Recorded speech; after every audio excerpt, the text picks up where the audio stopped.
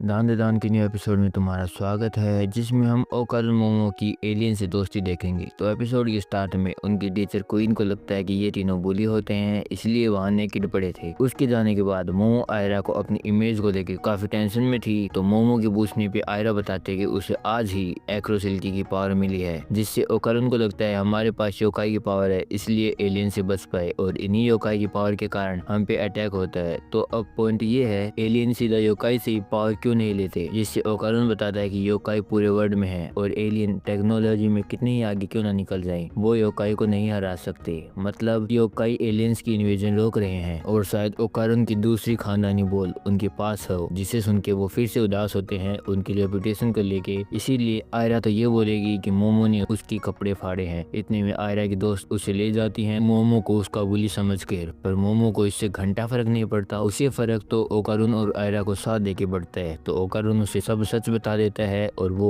मोमो के सामने कूल बनना चाहता है, इसलिए वो वर्कआउट करता है। जिसके बाद मोमो की फ्रेंड्स वहाँ आ जाती हैं, जो इन दोनों को इन्वेस्टिगेट करके बोलती हैं कि ओकारुन के लिए मोमो और आयरा फाइट कर रही हैं, जिसे वो नाम देती हैं nude gladiator combat. Scene shift होता है आयरा पे, जहाँ आयरा अपनी पॉपुलैरिटी से बात को टालती है, लेकिन उसके क्लासमेट मोमो को ही बुली समझ लेते हैं और वही रूमर्स बोलने लग जाते हैं। तो आयरा उन्हें बता देते कि उसने ही वो रूमर्स फैलाए थे, जिसका बाद में उसे दुख भी होता है। वहाँ मोमो भी आती है, तो आयरा बताती है कि उसकी क्लास में मोमो को बुरा समझ रहे हैं, पर मोमो बोलती है तुमने तो मुझे बैड माउथ नहीं किया होगा। तभी वो बॉक्सर एलियन जो व्हाइट लिक्विड में होता है वहाँ आ जाता है। आयरा भी सिल्की बन जाती है, पर वो बॉक्सर गिर जाता है, जहाँ हमें पता चलता है कि उसका एक बेटा भी है। और जब वो उठता है तो वो मोमो के घर पर होता है, जहाँ मोमो मम्मी को एलियन दिखा देती है, पर मम्मी उसे कापा बताती है। चिकिता उनसे फाइट करता, इतने में उसे खाना दिखता है जो मोमो ने बनाया है, जिसे वो खाने लगता है और प्रॉमिस करता है उन पे कभी भी अटैक नहीं करेगा। सीन शिफ्ट होता है, जहाँ चिकिता बताता है उसका बेटा बीमार है, जिसमें उसका सारा ब्लड ग्रीन से निकल जाता है, इसीलिए उसे उसका ब्लड डेली चेंज करना होता है। इसी इलनेस से उसकी वाइफ भी मरी थी, जिसके लिए उसे काफी पैसा चाहिए। और जहाँ से ये आया है उस जगह का नाम अभी रिवील नहीं किया, लेकिन वहाँ के सभी लोग बॉडीगार्ड का ही काम करते हैं, क्योंकि ये वीक था तो उसे बाहर आके काम करना होता है। ये सब सुन के ओकारुन उसकी हेल्प करना चाहता है और बोलता है तुम मेरा केला ले जाओ, पैसे ले लो और फिर मैं मेरा केला वापस ले लूंगा। अरे इससे कोई बताओ कि ये चीज दान करने के लिए नहीं होती। तो मोमो बोलती है इससे उसका कुछ नहीं होने वाला,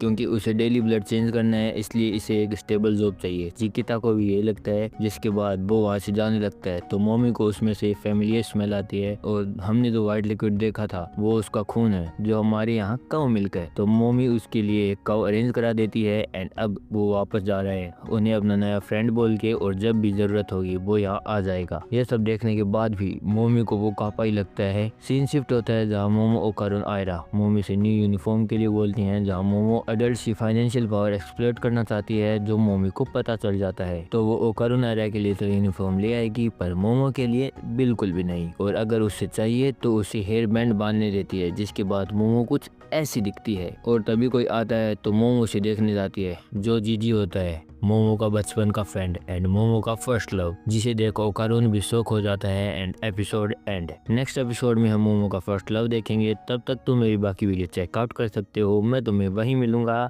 सायोनारा।